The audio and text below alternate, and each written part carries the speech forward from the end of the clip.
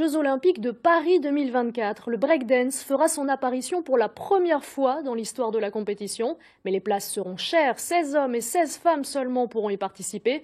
C'est justement l'objectif de l'Amiénois Camille Bousselam. Son portrait est signé Rachel Desmith et Gontran Giraudot. Il est l'un des meilleurs b-boys au monde, la crème des danseurs de breakdance. Camille Bousselam, 36 ans, 2 fois champion du monde avec son groupe, le Vagabond Crew, et un nouvel objectif, les Jeux Olympiques. Quand tu es le premier médaillé au JO, tu rentres dans les livres. Et c'est vrai que la place qu'il y a à prendre, elle est incroyable en fait. Prends ton temps, tire, voilà. Dans ce studio de danse du centre-ville d'Amiens, Camille s'entraîne tous les jours. Pour espérer participer aux Jeux Olympiques, la route sera longue. Il devra faire partie des 16 meilleurs mondiaux. En 2 temps, tac, et après tac. Sport de rue peu réglementé, le breakdance est désormais plus cadré et plus physique. Un stress supplémentaire pour les danseurs. Ça reste vraiment les mêmes formats que ça a toujours été.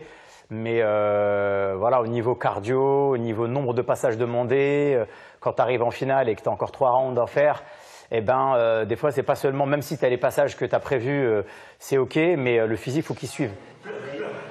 Dans sa préparation, il peut compter sur sa compagnie de danse à Paris et son frère Mohamed, ancien breakdancer.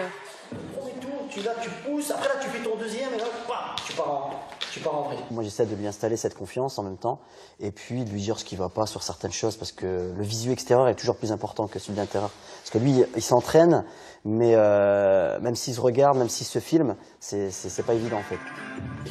Avant de fouler le parquet des plus grandes salles, Camille a commencé ici, au pied de ses barres d'immeubles à Étouvie. On avait les halls de bâtiments à la place des salles. Dès ses 12 ans, avec son frère et des amis, il use le carrelage de ce hall.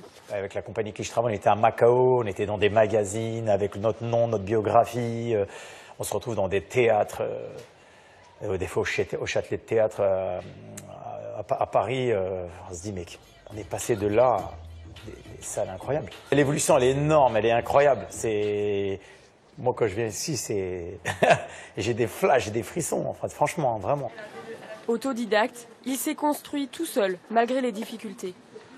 Moi, je suis fier de ouf et surtout, ça me sert à expliquer aux jeunes que voilà, même partant de rien, même avec rien, ben, tu peux aller très loin en fait. Il suffit d'avoir la foi, il suffit voilà, d'être motivé et puis travailler, puis trouver, aller taper aux bonnes portes. 1 et 2, 3 et 4. Depuis ses débuts, la discipline a beaucoup évolué, de la rue vers les salles de danse.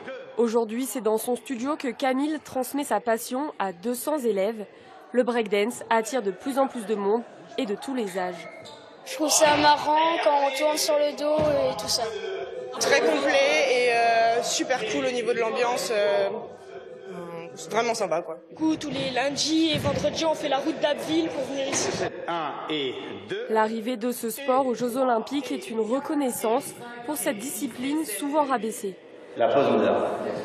Je pense que les cours vont exploser. Déjà qu'on est déjà complet à chaque fois en juin pour septembre. Là, ça va être. Je pense qu'on va devoir ouvrir de nouveaux créneaux, c'est sûr.